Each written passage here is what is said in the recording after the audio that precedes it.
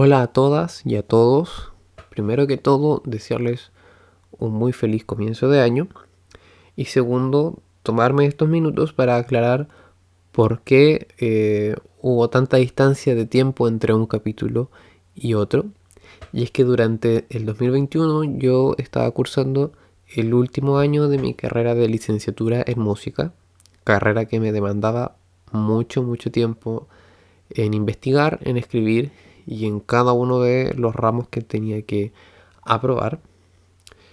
Para bien, en 2021 terminé la carrera de licenciatura en música, lo que significa que ahora tengo muchísimo más tiempo para cumplir con cada entrevista de cada invitado e invitada que les había prometido, eh, hacer las pautas, editar y subir los capítulos. Dicho esto, quiero empezar el siguiente capítulo de Pulsaciones, donde nuestra invitada es Rocío Heinrich.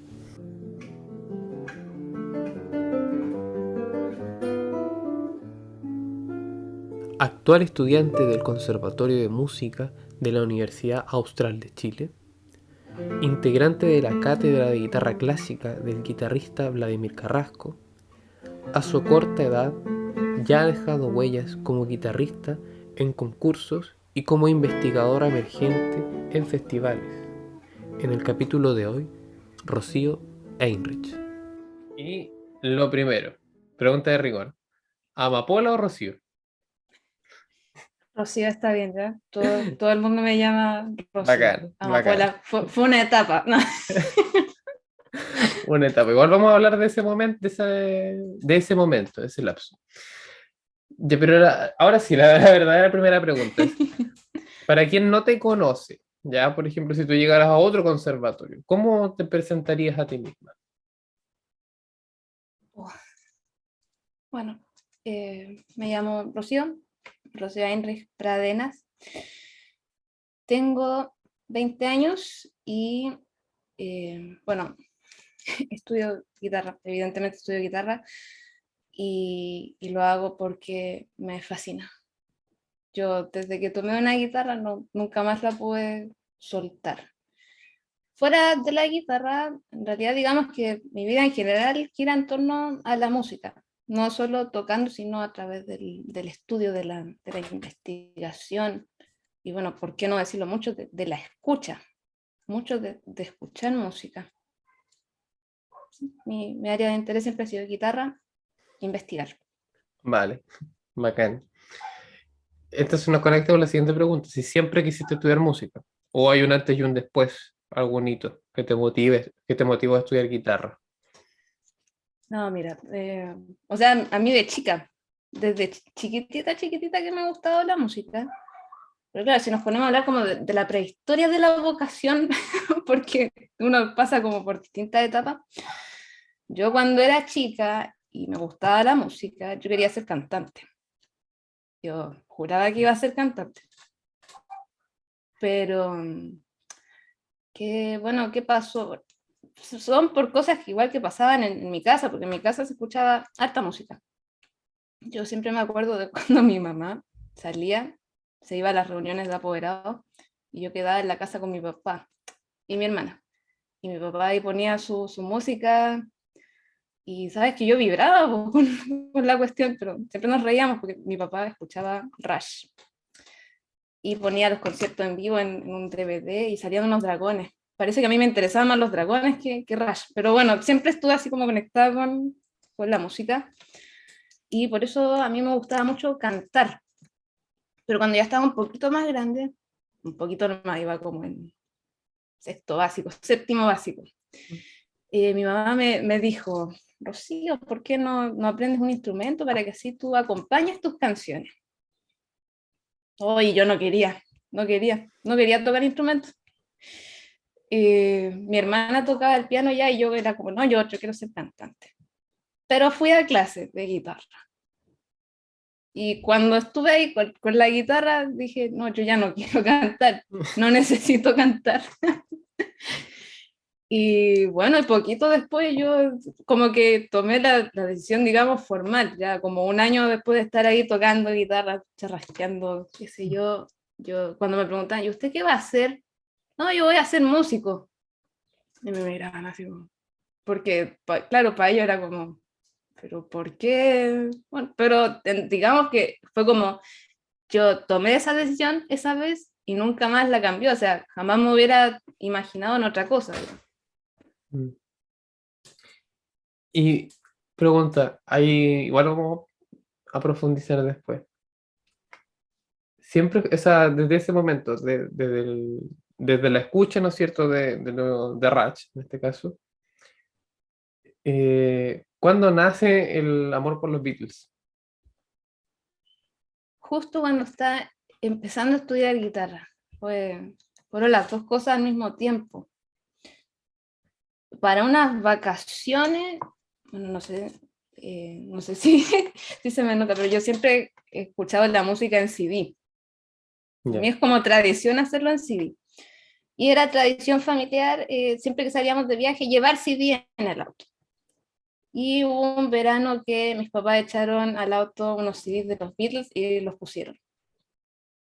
Y fue extraño, siempre ha sido muy extraña la relación con los Beatles porque yo cuando los escuché supe al tiro que eran ellos, pues, ¿cachai? Pero yo nunca me había dedicado a escucharlos, no, como que no les había prestado atención. Y escuchamos tres discos, me acuerdo, era el Rubber Soul, el Please Please Me, y el otro no me acuerdo cuál era. Bueno, pero eran esos dos en especial. Oye, me gustó y cuando volvimos de las vacaciones, yo tenía un teléfono de estos viejos, re viejos, con teclitas, no sabía hacer nada con el teléfono y dije a mi papá, papá, ¿tú me puedes pasar un disco de los Beatles al teléfono? Y me dijo, ya, yo te voy a pasar unos discos parecidos. Y ya los discos se parecían, era el Help. Y sabes que después del Help yo quedé así como, no, son lo máximo, son lo máximo. Y justo había empezado mis clases de guitarra y yo dije, yo voy a aprender guitarra para poder tocar esto, para poder tocar de los Beatles en el fondo. Yo Mm. creo que, yo diría que los Beatles fue lo que más me enganchó con la guitarra finalmente. Digamos Buenísimo. que es su culpa.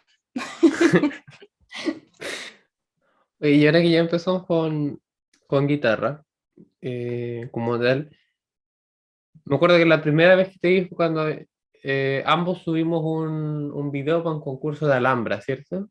Sí, correcto. Ya. Bueno, y ahí está el gran meme de que este concurso se determina por los likes, ¿no es cierto? Voy a dejar el tema de lado, pero igual más o menos nos resultó, más o menos. Sí.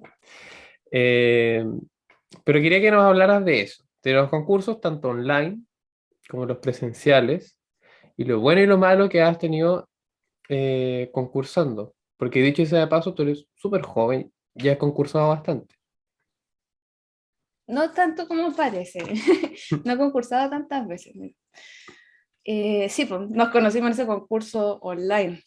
Justo había empezado la pandemia, ¿cierto?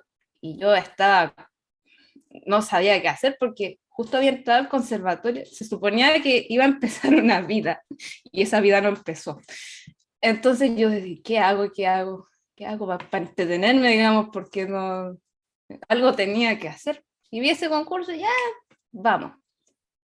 Fueron altos likes, pero no fueron suficientes, pero está lo mismo. Pero antes de eso había concursado solo una vez. Fue en 2018 en el Liliana Pérez Corey, en Concepción. Y esa fue la primera vez que fui y por un momento pensé que iba a ser la última porque, bueno, esa vez yo quedé como aterrada. Y después empezó la pandemia y yo dije, ya, bueno, queda en Mm. suspenso la carrera. Yo me acuerdo mucho de esa vez, bueno, obvio porque fue la primera, no fue hace tantos años, y en ese tiempo yo llevaba, no, llevaba 2 años estudiando guitarra clásica. ¿Bien? Antes de eso, había estado tocando 3 años, había tomado clase y todo, pero no, no de guitarra clásica, de hecho yo estaba tocando guitarra eléctrica cuando el último año. Bueno, yo llevaba 2 años estudiando y mi profesor en ese tiempo me dijo, ¿quieres ir a un concurso? Y como que me lo pintó así bien bonito. Yo dije, ya, sí, bacán, voy. Llegué allá y escuché a la gente de las otras categorías y dije, chuta, habrá sido buena idea. Habrá sido buena idea porque yo iba súper segura, me sabía el repertorio al revés y al derecho, lo había estudiado millones de veces, me había costado mucho aprendérmelo, pero lo había logrado. Ya, no importa, dije yo, si estos son mayores, no te preocupes por esto, porque son mayores, no son del mismo nivel. Y después, el día que me tocaba concursar, éramos 3 nomás los que habíamos pasado a la final. El Arturo, somos compañeros ahora, y Juan Antonio, que está estudiando en Europa, ahora si no me equivoco. Y estábamos en la sala calentando, yo llegué y no sé, por afiné la guitarra, me acuerdo, de repente empiezo a escuchar cómo están calentando los otros. Les volaban los dedos. Taca, taca, taca, tan, taca, taca, tan.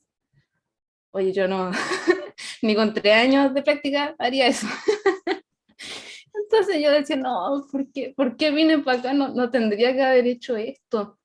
Más encima, el orden de salida era alfabéticamente y a mí me tocó primero. Oye, toqué, ¿sabes qué? No me acuerdo, en realidad, de lo que hice cuando estuve sentada y tocando. Fue, fue traumático, fue traumático. Cuando salí de ahí me dije, no, lo hiciste súper bien. Y yo estaba así como, no, no, no es verdad, no salió bien. Pero lo bueno, o sea, ya, sí, pasé un susto de muerte. Y de hecho yo pienso en ese día y es como, no. Pero conocí a harta gente y eso es lo bueno igual, porque uno como que cuando estudia, y estudia particular sobre todo, como que está súper cerrado haciendo lo que está haciendo, digamos, o sea, está aprendiendo su repertorio, y más allá de tu maestro quizás no conoces más gente. Pero aquí encontrarse con gente que tocaba más cosas y que tenía otras experiencias de vida, pues gente mayor o gente menor que uno, pero que llevaba más tiempo, y hablar de eso con alguien a quien le gusta fue súper gratificante. Compartir con personas que Mm. estaban hablando el mismo idioma, finalmente. Imagino. Y de los concursos recientes, que han sido online casi todos, ¿cierto? Sí, sí, participé en un concurso online, en el Festival María Luisa Anido, Festival Anido Morón. Sí, pues es que ese festival tenía una particularidad. Primero que era todo online, porque yo tuve como un semestre entero buscando festivales y todos tenían como una etapa online y después tenías que ir a España, por ejemplo, Ah, y ya. tocar. Y eso no era una posibilidad, definitivamente no era una posibilidad. Entonces encontré este festival que era online, todo online, y yo dije, ah, ya, y será gratuito, porque esa es la otra. La gente se gasta un montón de plata inscribiéndose en concursos. Y yo dije, no, ya, no vamos a gastar. Y yo mirá y mirá, oye, no hay que pagar inscripción, dije yo. No, estamos dos. Y había que grabar. Ya dije yo, lo voy a intentar, lo voy a hacer. Me acuerdo que como que dije, voy a sacar algo del repertorio que esté viendo en el semestre. Y me faltaba una obra argentina, porque ese era un requisito, tocar tango o algo folclórico argentino. Y como el festival era en honor a María Luisa, yo dije, ya pues hay que buscar una obra de ella, porque, o sea, mínimo, digo yo, mínimo. Me encanta a María Luisa porque yo, bueno, estuve leyendo un poquito de su vida, siempre hago eso como un ritual, leer un poquito de su vida, y encontré su libro está completo en Impresiones Argentinas, que ahí tiene todas sus piezas. Y ahí de ahí saqué una obra, escogí el triste número 1 y dije, ya, lo voy a estudiar y lo voy a grabar. Y me acuerdo que cuando pensé eso dije, total, si lo grabas y no sale, no importa, porque nadie se va a enterar, dije yo. Nadie se va a enterar, no vas nomás. Y ya pues, lo estudié, entre medio cambié el repertorio. Yo siempre digo que cuando voy a grabar, yo grabo de acuerdo a ese día, digamos, a cómo desperté ese día, porque yo a veces puedo decir, ya, yo voy a hacer esto, pero llega el día y si yo veo que no se puede, tiene que haber un plan B. Yo tenía plan A, plan B, plan C, plan D. Plan para todos los planes. Y bueno, finalmente logré grabar. Bueno, que la pandemia ya nos curó de espanto prácticamente de grabar. Y mandé el video, pues así como ya listo, cumplí, lo hice. lo grabé. Me acuerdo que fue muy gracioso porque yo justo había tomado contacto con otra persona que estaba participando de Ecuador, que es alumno, no sé si debo decirlo, de tu jefe. Del Juanca, vale. Sí, sí. Y entonces los dos estábamos así como, ay, habremos quedado, no habremos quedado, y todo el aviso lo iban a dar por redes sociales. Entonces yo pegaba el Instagram esperando que el fin de semana diera los resultados. Y los dieron, pues yo dije, ya, vamos a ver aquí quién quedó, y empiezo a leer los nombres. Ah, mira, quedó el Mateo, dije yo, el alumno de Juan Carlos. Buena, quedó el Mateo, y de repente veo decir los últimos nombres, Rocío. Y miro, no, dije yo, no, no, debe ser otra, pero estaba el apellido ahí, ya, hoy quedé, quedé, pasé a la final, porque eran 2 etapas nomás, clasificar y después a la final. Lo bueno es que cuando había pasado a la final, yo ya había grabado la otra etapa. Tú te preguntas por qué la había grabado si ni siquiera sabía si iba a pasar. Bueno, porque se venía el fin de semana y tenía, bueno, el conservatorio tenía hartas cosas que grabar. Entonces yo organicé todas las grabaciones para hacerlas antes del fin de semana.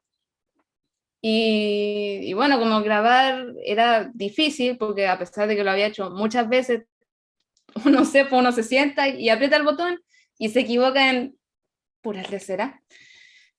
Entonces ya yo lo había grabado, pues, entonces cuando vi que había quedado y yo ya tenía la grabación, como que me pregunté, ¿y si lo grabo de nuevo? Porque a lo mejor podría salir un poquito mejor. Pero no, no lo grabé de nuevo, mandé ese mismo. Y me acuerdo que como para que no se notara que ya lo había hecho, para que no pensaran algo raro en el jurado, esperé 24 horas exactas desde que habían dado resultados para mandar el video que ya estaba grabado. Entonces ahí estuve esperando los resultados y no pasaba nada, pues. Yo veía que publicaban los resultados del otro certamen, porque había un certamen profesional y este certamen juvenil, que era donde estaba yo. Y de repente me llega un mensaje de Mateo por Messenger. Yo prácticamente no uso el Messenger, pero por alguna extraña razón justo me llegó notificación esa vez y, Rocío, quedaste. ¿Quedar en qué? Le dije. En el concurso quedaste, pasaste o sea, sacaste segundo. ¿Dónde viste eso? Dije yo, porque yo había estado mirando el Instagram todo el rato y no pasaba nada. No, es que lo pusieron en Facebook primero. Hoy yo no lo podía creer. No lo podía creer porque, o sea, según yo era imposible. No, no podía hacer. No podía hacer. No, no había llegado tan lejos como decía el meme. No, nunca había llegado tan lejos. Y eso me dio harto que pensar porque yo dije, el concurso era completamente online y tú grabaste y pasaste a la final y sacaste segundo. Lo saqué compartido con Andrea Barato de España. Entonces yo dije, o sea que se pueden. Yo sé que suena absurdo porque es como ya si uno estudia y graba y lo hace, claro que puede, pero cuando uno está como ahí haciéndolo, no dice, sí, si esto va a salir bien. Generalmente uno hace todo lo contrario, es como ya no me voy a hacer expectativas, ya no, no pasa nada. Y claro, cuando finalmente uno logra algo, es como empieza el cuestionamiento interno, al menos a mí siempre me pasa, y digo, pero ¿y por qué? ¿Por qué pasé? ¿Por qué quedé segunda? Y uno empieza así como, no, si no es tan importante, o no, si es que era online, porque esa es la típica, no, si es que el concurso era online, entonces era re fácil. Pero yo creo que al final uno tiene que aprender como a valorar lo que hizo, o sea, lo hiciste y está bien que te sientas feliz por eso. Yo me acuerdo que justo 2 días antes había leído un post de un guitarrista ruso, cuyo nombre ya no recuerdo, que decía, nunca te alegres si ganas un concurso online porque no es lo mismo que un concurso de verdad. Onda que los guitarristas de verdad ganan los concursos de verdad. Entonces cuando yo leía eso decía, ya, filo. Pero claro, pues después cuando había pasado y había quedado segunda, empecé así como los rusos, no, esto no es de verdad, no es de verdad. La Pero col- eso te puedo contar. o sea, llegó una colonia rusa al sur de Chile también, aparte de la colonia alemana. Sí. Ujú. Pero buenísimo. Mira, y lo otro, que es como tu otra gran faceta que ya dijiste, que es la investigación, ¿no es cierto? Un poco la musicología, si se quiere. Ujú, claro. Eh, Te quería preguntar si siempre tuviste una afinidad por la música histórica o música antigua. No, ¿Cuándo viene la nace? confesión. ¿Cuándo nace eso? Porque El año pasado. al ingresar al conservatorio. Sí. Ya. Mira, yo siempre había tenido afinidad por las cosas antiguas, ¿ya? Aparte de los Beatles Ya. y los Volkswagen y los Rolls Royce, qué sé yo, ese tipo de cosas así de esa onda. Siempre me había gustado las cosas antiguas, mirar álbumes de fotos, libros viejos, sentir el olor, no sé, todo lo que sea experiencia análoga. Esa misma cuestión de escuchar en CD, es una, para el que quiera decirlo, es una tontera porque yo podría escuchar música perfectamente en el celular, en súper buena definición, pero siempre preferido como lo que se toca, lo que se siente. Y bueno, una de mis mayores afinidades que tenía de chica era con el papel. Es una relación de años con el papel. Bueno, uno de chico siempre está rayando cosas, está pintando. Uno antes de escribir ya dibuja, ya ha tocado papel, ya sabe lo que es. Y me gustaba sentir el papel viejo. Tú dirás que tiene que ver eso con la música antigua. Bueno, tiene mucho que ver. Yo cuando entré al conservatorio me daba lo mismo si estaba tocando una pavana, un saltarelo, si era un laúd, no me interesaba. De verdad que no, no, nunca me había cuestionado si había algo necesario de aprender ahí. Hasta que, hasta que estaba, bueno, en el repertorio obligatorio del conservatorio, obviamente había que ver una obra barroca. Mi profesor, Vladimir Carrasco, decidió que íbamos a ver una suite de Robert de Bizet. Y yo estaba estudiando la suite de la versión de Ernesto Quesada, que es Mm. como el libro típico que a uno le pasan para estudiar, el de Ernesto Quesada. De hecho, yo había visto varias obras de ahí antes. Y me pasaba algo extraño cuando yo miraba la versión, porque estaba viendo el preludio y yo lo tocaba y lo tocaba y lo tocaba y lo leía, y sentía como que faltaba algo, como que yo estaba haciendo una voz y la voz como que moría y empezaba a sonar arriba, pero sonaba como, o sea, a mi parecer, yo no, no quisiera cuestionar al maestro que sabe, pero sonaba como inconexo. Entonces yo le pregunté al profesor, ¿sabe? No podríamos como arreglar esto, no podría ser distinto. Y aquí vino el gran problema. Me dijo, ya mira, te voy a mandar la tablatura original. Y yo ahí quedé pensando, ¿tablatura? ¿No es partitura? No, tablatura. Y me manda el libro, me explica cómo se lee y que le eche un ojo.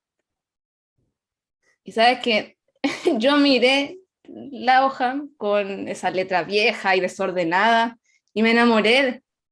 Para mí era otra vez como estar sintiendo libros viejos, como papel. Claro, era un PDF, pero para mí ver el papel, ver la hoja media carcomida y todo Mm. eso, para mí era como, ¡ay, qué interesante! Ya, pero no, traté como de enfocarme en eso, no me van a arreglar el problema que yo supuestamente había encontrado. Pero ya era muy tarde.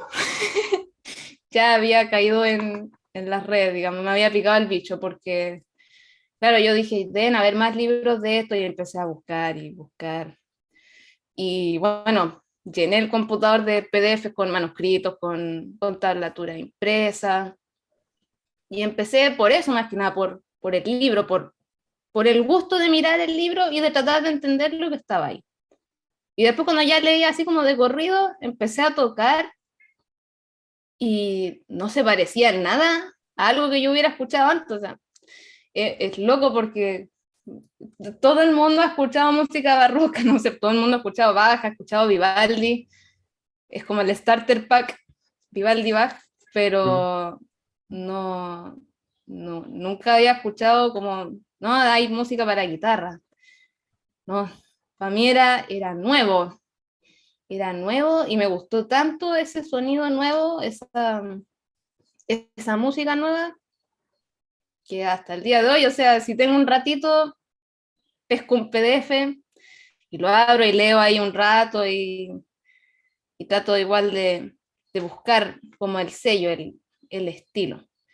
Porque hay mucha gente que dice, no, si la música antigua es toda igual, no, si la música para vihuela es toda igual, suena todo igual. Y yo digo, no suena todo igual. Sí, hay cosas que se parecen, a veces toman un motivo y lo pegan en otra fantasía y se repiten, pero no es lo mismo. Yo insisto, si uno lo mira varias veces y lo toca varias veces, no va a ser lo mismo. Tiene su encanto particular, cada obra. Bueno, y entre medio de todo eso, de la historia de las tablaturas, lo otro que pasó es que, bueno, empecé a estudiar bajo continuo. Mi profesor me dijo, ¿tú sabes lo que es bajo continuo? Yo, no sé. Sí había leído la palabrita en un libro una vez, Mm. pero no. Y claro, pues yo decía, pero ¿y esto por qué nadie me lo había explicado antes? Yo decía, si yo hubiera sabido esto antes, quizás ni siquiera estaría estudiando guitarra.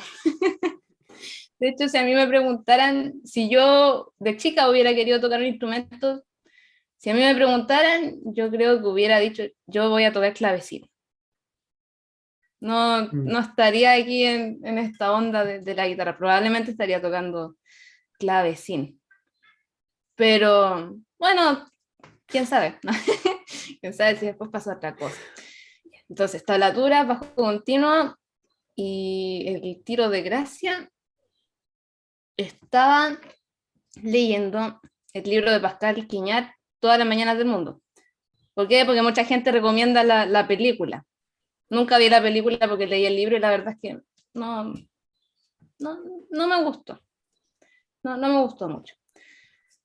Pero estaba la banda sonora y yo dije, ya el libro no era muy bueno, pero a lo mejor la banda sonora pega.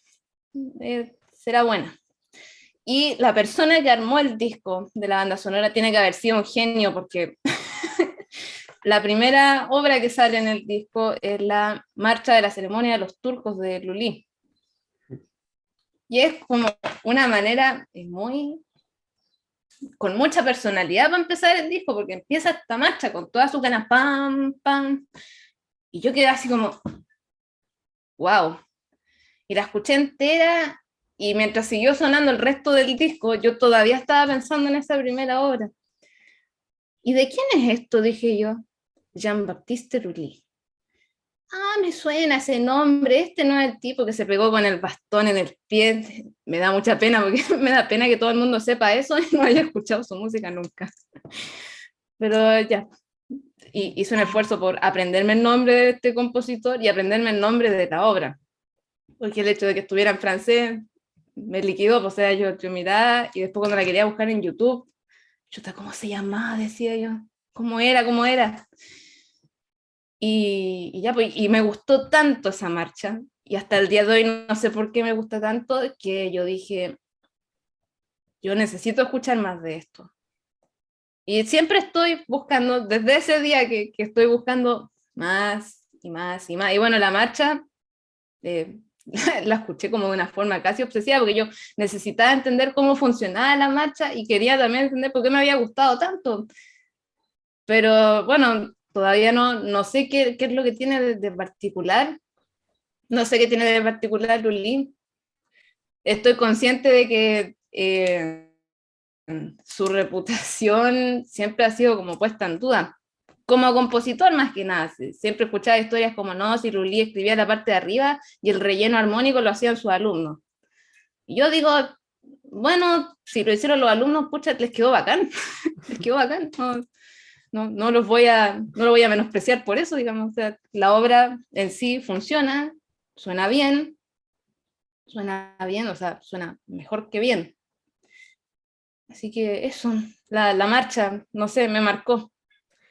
Oye, ¿y de qué hablaste en la jornada de investigadores emergentes? Eso es importante. Sí, eso es importante. Hablé de la ópera y los álbumes.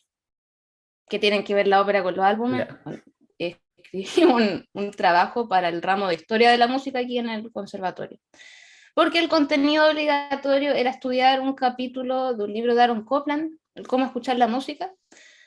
El capítulo que había que estudiar hablaba de la ópera. Pero leer sobre ópera es muy fome. O sea, no aprendes nada leyendo sobre ópera, no se lo recomiendo a nadie. Si usted quiere saber qué es ópera, escuche y vea, porque leyendo no va a aprender absolutamente nada. Entonces yo dije, ya voy a ver ópera, porque igual no era algo que manejara. Y de hecho, antes no me gustaba mucho, no me gustaba esa forma de cantar y que todo fuera cantado. Es extraño, siempre extraño al principio. Pero dije, ya voy a ver. Y cuando empecé a escuchar y como a entender cómo funcionaba la obra, no sé por qué pensé en algunos discos. La música siempre la he escuchado en disco y no me refiero solo al CD, a la unidad física, el álbum. Lo escucho de principio a fin, tal como salió, como se lanzó desde el principio. Entonces yo dije, ¿y qué tal si la ópera no fuera tan extraña? ¿Qué tal si la ópera no fuera una forma pasada de moda de hacer música, sino que fuera algo tan parecido a un álbum? ¿Qué tal si el álbum nació de la ópera? Y claro, pues tenía que encontrar algún sustento para esa idea, porque claro, para mí estaba súper claro que se parecían, pero ya, ¿cómo formulo esta idea? Entonces llegué a varias conclusiones después de reescuchar algunos álbumes y de ver varias óperas. Yo decía, bueno, estas obras responden a un criterio que había antes, que era de una obra de larga duración, que va a ser aceptada así, completa, de principio a fin. Una ópera se hacía larga porque había gente dispuesta a sentarse ahí 3 horas y verla y escucharla. Y era una costumbre, se usaba. Y lo mismo pasaba con el álbum, porque, bueno, ahí en el trabajo, ¿sabes? Y en la exposición lo expliqué, que el álbum nace, ¿cierto?, del disco de vinilo, el long play, y el long play se inventó para grabar música clásica, ¿okay? Porque las obras son muy extensas. Pero después que se inventó este formato, ahí pasó algo curioso. Este formato dio origen a un concepto artístico, o sea, el long play ya no como un disco grande donde grabar, sino que yo voy a enmarcar mi música en ese disco. Voy a hacer que calce en ese disco. Y bueno, es sabido por la historia del rock que hay grandes discos y discos, o sea, no estoy hablando solo de una canción que estuvo en el top 10, no, estamos hablando de discos completos. Y era algo que se usaba, pues la gente compraba el disco y lo escuchaba. Y era una actividad que se hacía. Entonces, claro, ahí dije ya, establecí una conexión entre estos dos hábitos, que claro, son de larga duración. Las proporciones son muy distintas, porque una ópera podría durar, no sé, 5 horas. Wagner puede tenernos ahí 5 horas escuchando, pero a pesar de que la proporción es distinta, existía un paralelo de costumbre, digamos. Una costumbre de hacer algo largo porque iba a ser escuchado así, largo. Entonces, una vez establecido el paralelo, yo dije, ya está listo, pero después dije, ya, pero ¿y por qué no se hace así ahora? Entonces, esas eran como las dos partes del trabajo. Primero, establecer este paralelo y segundo, ¿qué es lo que pasa hoy día? Y en el fondo lo que pasa hoy día sucede porque cuando la música ya se podía saltar, el MP3, el Mm. CD, claro, ya nadie estaba obligado a escuchar las obras completas. Y el hecho de que ya no se nos obligara dio paso a lo que hacemos todos hoy día, todos sin excepción, que armar la playlist. En el fondo hoy día nuestro hábito hoy día no es el disco, es la playlist. Y eso yo creo que es una parte del trabajo que nunca voy a terminar porque ¿a dónde nos va a llevar? ¿Qué va a pasar después? Porque imagínate que hasta el disco, hasta el long play, estamos hablando de un hábito de escuchar música de siglos, o sea, de la Edad Media que escuchamos música de una manera. No estoy hablando de tecnología, sino de la costumbre de escuchar algo largo. Y que ya en este siglo estemos viviendo una cuestión completamente distinta, donde yo puedo hacer prácticamente lo que quiera, puedo escuchar la música que quiera, en el orden que quiera, el rato que quiera, cuando quiera, donde quiera.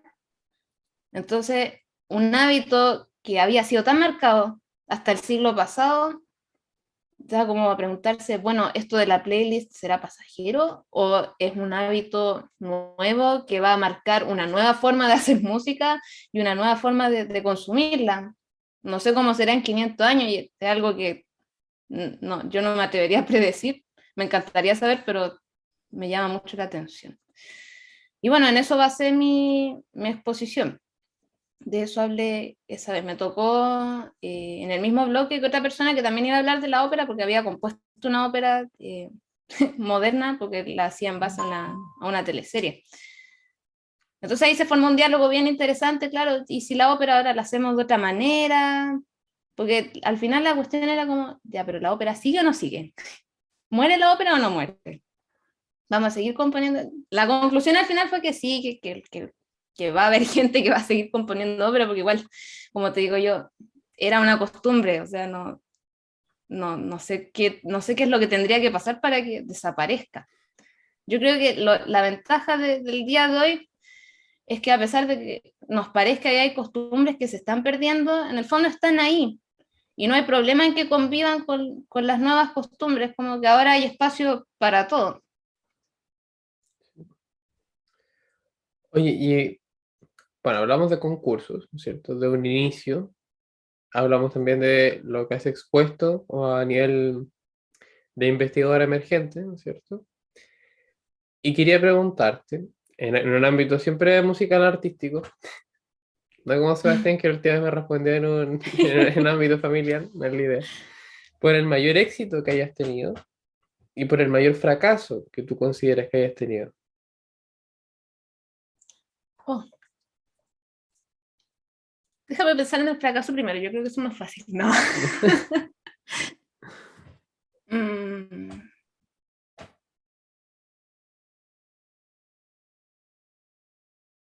chuta.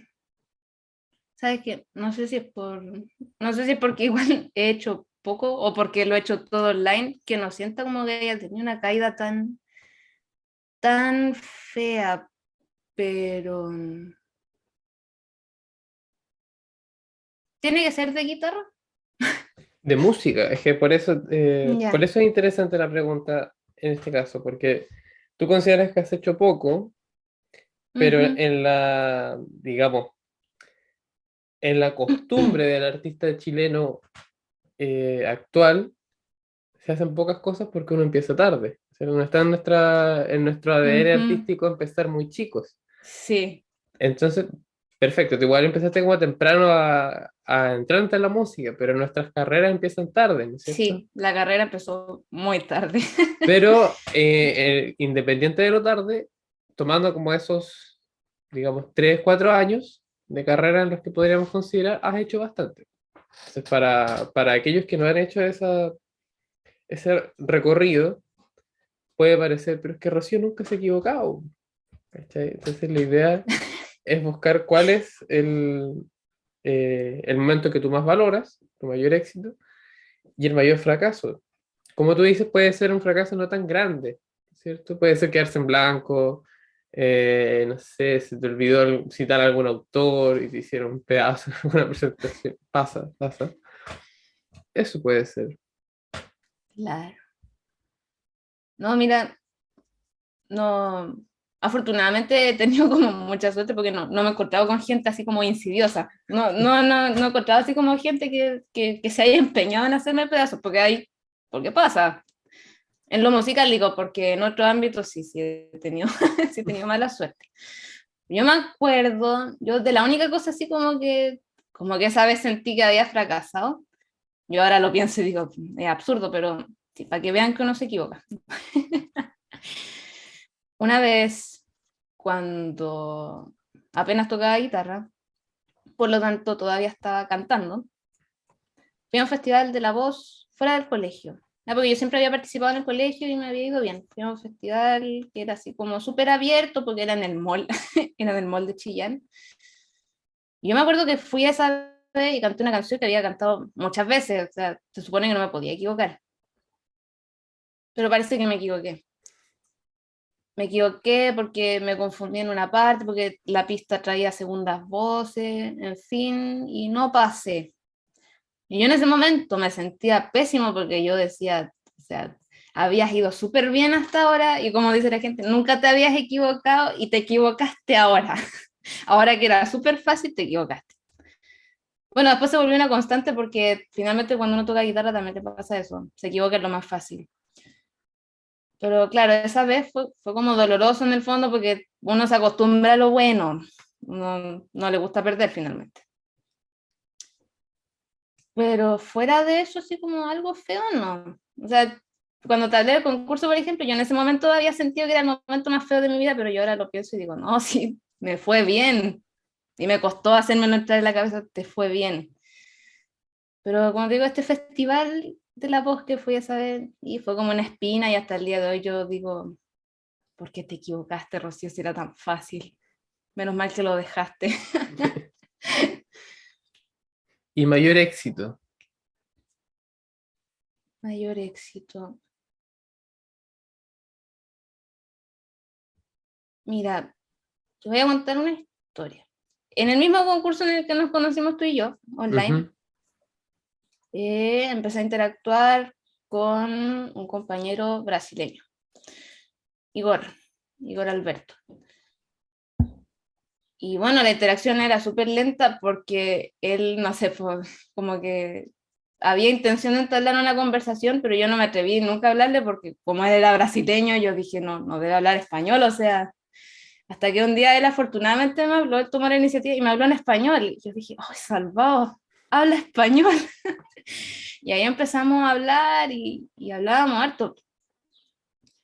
Entonces lo que pasó fue que como teníamos harta interacción, él una vez me fue a ver a una audición online que organizaba el centro de alumnos de aquí del conservatorio. Y me dijo, oye, toca súper bien, ¿no te gustaría tocar con nosotros un día? Ya, sí, y yo, sí, pues, pensé que iba a quedar así como en nada. Y no quedó en nada, porque resulta que en la escuela donde él estudia organizaban mensualmente un encuentro online, donde invitaban guitarristas de la escuela o de otras ciudades de ahí de Brasil. Y me dijo, oye, el encuentro de este mes está al día, ¿tú quieres tocar? Y yo, yo ir a tocar. Y al final le dije que ya, que sí. Y bueno, yo estaba nerviosa, yo no sé, soy nerviosa las 24 horas del día, pero ese día estaba particularmente nerviosa, porque tenía que hablar ahí con gente que no hablaba el mismo idioma tampoco, tenía que hablar en portuñol, al final hablé todo en español, pero y toqué. Y no fue la mejor de mis intervenciones, digamos, o sea, toqué regular. Entonces la pregunta es, ¿por qué para mí fue tan importante saber? Bueno, fue importante porque el profesor de este amigo, de Igor, y sus compañeros quedaron súper intrigados con la pieza que yo había tocado. Yo fui y toqué las variaciones sobre el pregón del manzanero de Ana María Reyes, compositora chilena. Y les gustó porque la pieza no podría ser más chilena, tiene el carácter, sobre todo en la última parte cuando la variación es en ritmo de tonada. Entonces me empezaron a preguntar, oye, pero ¿y esta pieza, pero ¿y esta compositora, pero ¿y tú no nos podrías compartir las partituras? Y yo como, sí, obvio, ningún problema, y se las mandé para que curiosearan, pues si eso querían en el fondo, curiosear. Y ya pues pasó el tiempo y entre medio ellos me mandaban partituras también, tuvimos un intercambio bien interesante. Y lo que pasó fue que después descubrí que en realidad no las querían solamente como para mirar nomás, las querían estudiar de verdad. Les había interesado de verdad y les había interesado que fuera esta compositora y me empezaban a preguntar cosas, pero cuéntanos de su vida, y yo como que les contaba, como, no, igual no sabiendo muy bien como para dónde orientar la conversación, porque yo lo que sé de Ana María, bueno, es lo que he leído y lo que me ha contado su alumna Isabel Almeida, con quien tuve clase. Bueno, y porque Vladimir igual grabó un disco de ella. Y ya en el fondo lo que pasó finalmente fue que le entusiasmó tanto que varios estudiaron su obra. De hecho, el profesor después me escribió para decirme que había quedado súper contento con la interacción que habíamos tenido porque el repertorio había cambiado desde que yo había Mm. estado ahí.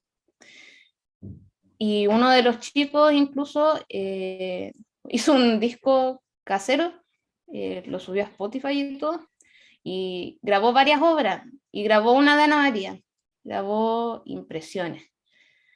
La grabó y antes de eso la tocó en un concierto online incluso, y él habló de ella y todo, y no sé, a mí me, me caló profundo, digamos, o sea, el simple hecho de llegar con algo nuevo y tocarlo y ver que las otras personas se interesan, para mí, o sea, el logro no es mío, el logro es de Ana María porque es su música, pero yo de verdad que estoy súper agradecida de la recepción que tuvo allá y del interés que hasta el día de hoy muestran allá por saber, y me dicen, oye, si sabes algo más, dinos, y yo creo que ha sido una de las cosas más lindas de la pandemia, haber encontrado a estos compañeros en Brasil y poder compartir esa música.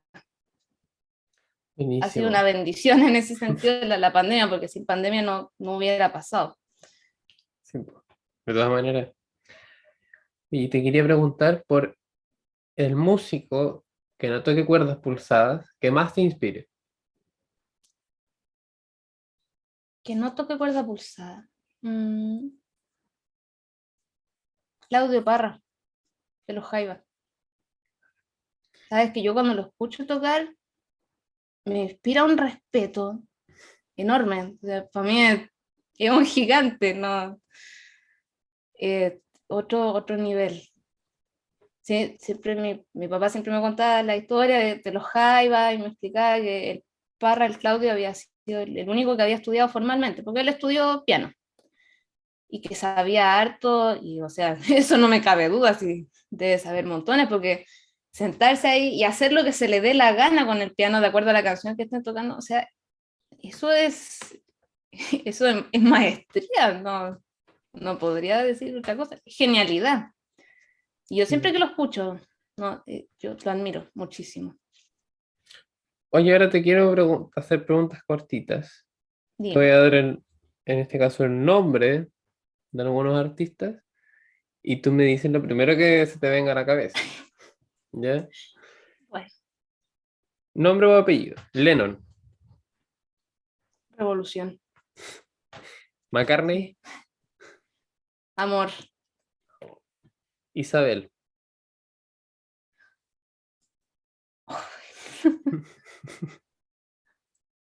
Es difícil, ¿ah? ¿Sabes la primera palabra que pensé? Materno. Vale. Bueno, algún día me encantaría hablar con Isabel. O sea, aprovecho de dejar la invitación en este capítulo. Villalobos. Ritmo. Buenísimo. Y ahora la última parte de este capítulo son las preguntas que te dejaron las personas, de quienes escuchan. El primero es Rodrigo León, que está lejísimo, le mandamos un saludo. Grande, Rodrigo. Y ojalá la esté pasando bien. Te pregunta si no fuera guitarra de instrumento, ¿cuál sería? Bueno, clavecín.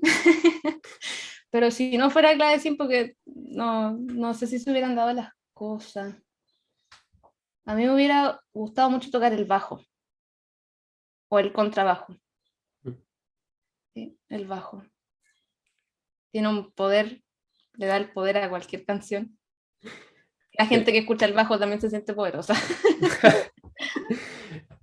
Mira, el Basti Nostroza, que existe en Chile, pero también está lejos de nosotros dos, ¿no es cierto? Sí, está para el norte. Eso para nosotros es el norte, ¿no es cierto? Santiago del Norte. Eh, el Basti te pregunta, ¿cuál es tu guitarrista favorito? Difícil, ¿no? ¿Vivo o muerto? No, ya, no, sí, es broma. Mm, mira, de los guitarristas de tradición, así como el clásico, el Julian Brim, lejos. Ya. Después Julian Brim. De la gente de ahora, y digamos de la gente de internet, gente que no he visto nunca en mi vida, eh, la Vera Danilina. ¿Sabes que Ya, la Vera Danilina para mí es de otro planeta? Me encanta. buenísimo. Sí, de hecho, es envidiable. Mira, y de más al norte, que ya esta cuestión es casi otro país, el Héctor Contreras. Sí. Ah. ¿Cuáles son tus preocupaciones estilísticas más frecuentes? Mm. Yo siempre he tenido que pelear conmigo misma cuando estoy tocando porque el rigor. Sabes que yo leo la partitura y me cuesta mucho salir de la partitura. Para la persona que me está escuchando de afuera y que quizás no toca música, dice, pero eso está bien, o sea, si la partitura está ahí. Pero siempre es como una lucha interna por tratar de entender lo que está ahí sin leer lo que está ahí, o sea, llegar a provocar algo, digamos, no solamente leer esa música y tocarla de forma correcta. Pues esa siempre ha sido como mi primera preocupación, hacer las cosas de forma correcta y en todo, ¿no? No solo en la música, que sea correcto y que sea lo que está ahí, en el fondo que sea verdad. Pero claro, tú cuando estás construyendo esa verdad, siempre te va a faltar esa parte como que no está escrita, esa parte emocional.